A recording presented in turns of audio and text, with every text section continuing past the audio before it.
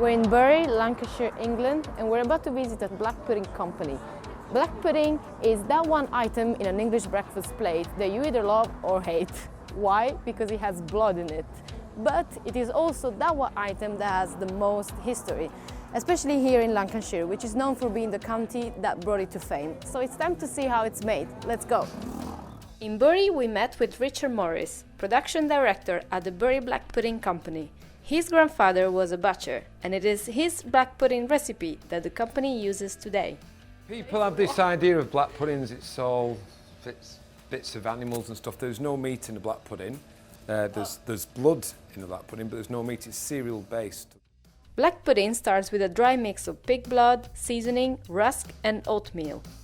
And when we say dry, we mean this. Well, Seriously?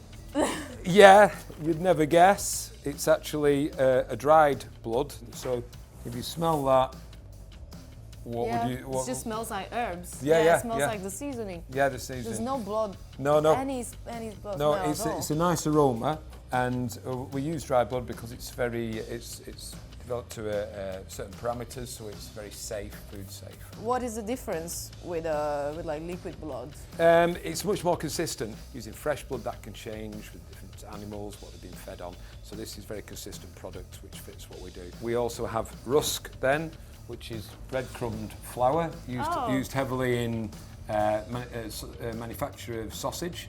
That's what gives sausage a fluffy texture. Oh, I see. And we also have oatmeal as well. So oatmeal that's been ground, so it's a fine oatmeal, and that again, if you added water to that, it would go a bit stiffer. So the two together make a nice texture. Oh so yeah, because they complement each other. Yeah, exactly. Yeah. I think heavily in England, especially north of England, anything that's got lumps in it, you've got to bite 2 or 3 times. They call it gristle round here. Chorizo and that sort of sausage are quite firm, that's more European. Around here, especially north of England, it needs to be soft and very palatable. Okay, so that is a taste. Just regional things. Yeah, regional taste. Another 2 ingredients are barley and fat. Unlike the rusk, oatmeal and blood, they will be cooked before being added to the dry mix. The barley itself comes in loose like this.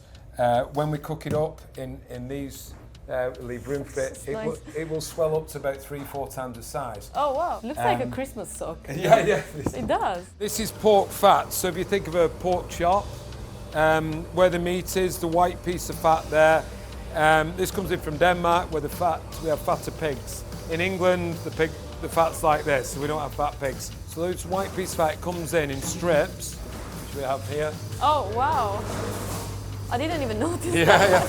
It looks like textile. That's it, yeah, so we got a strip there.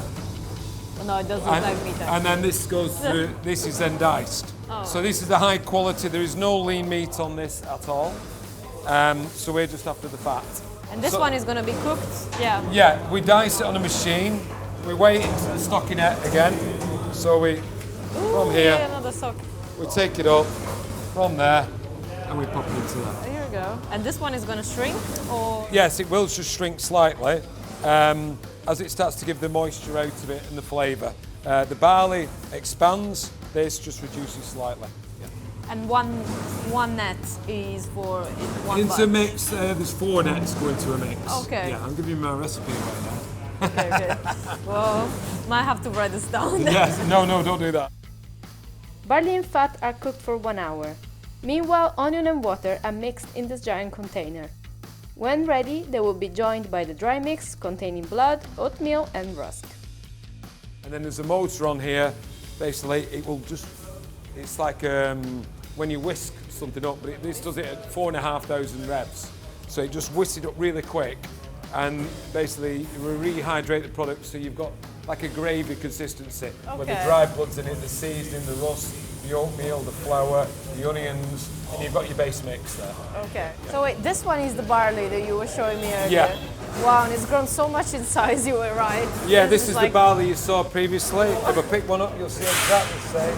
From there, see how it's swollen up. Now that's cooked perfectly.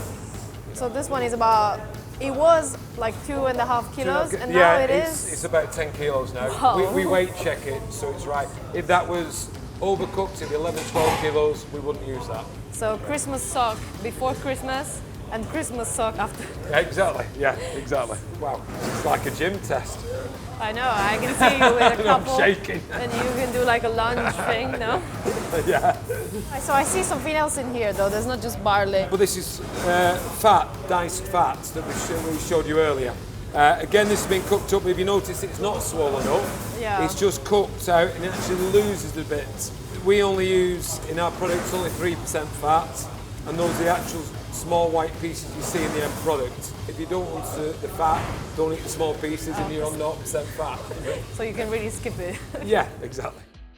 Barley and fat are then added into the mix.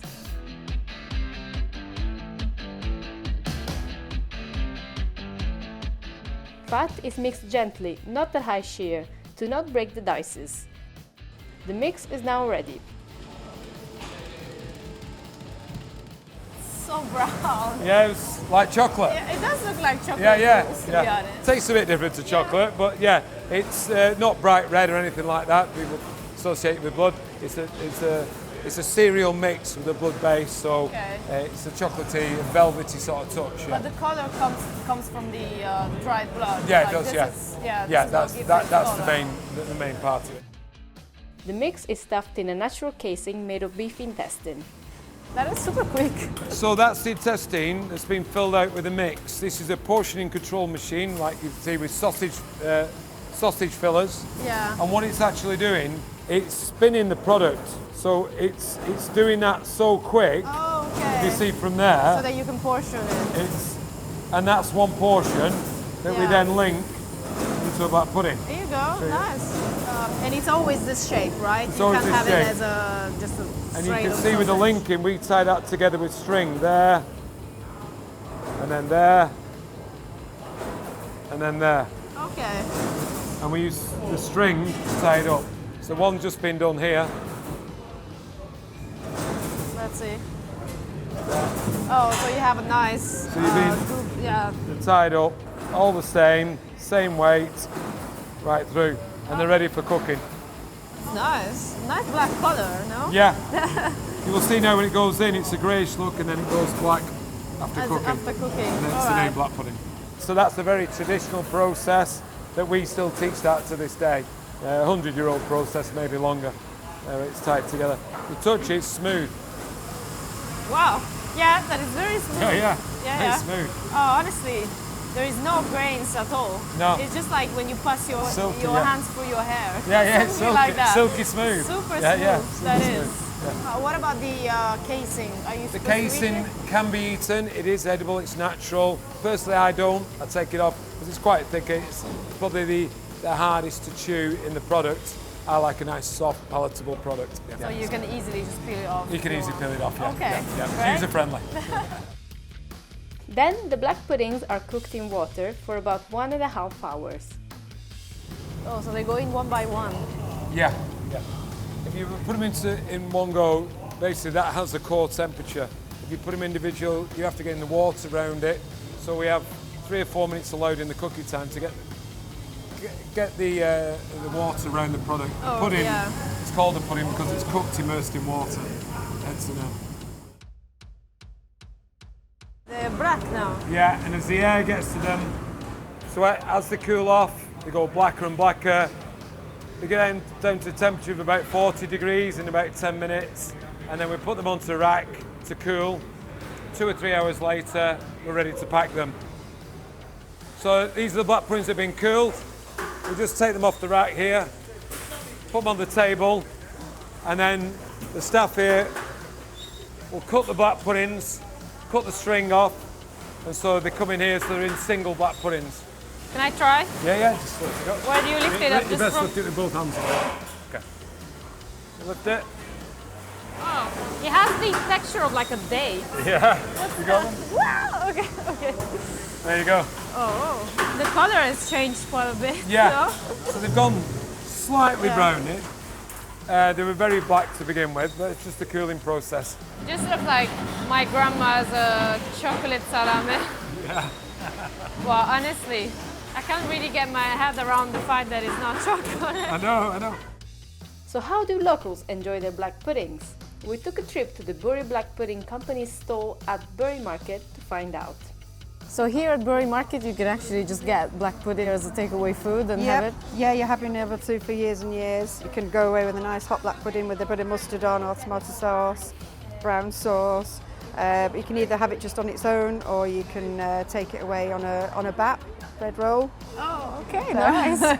So how long have you been here at the Bury Market? I've been here since I was 12 years old, so 38 years.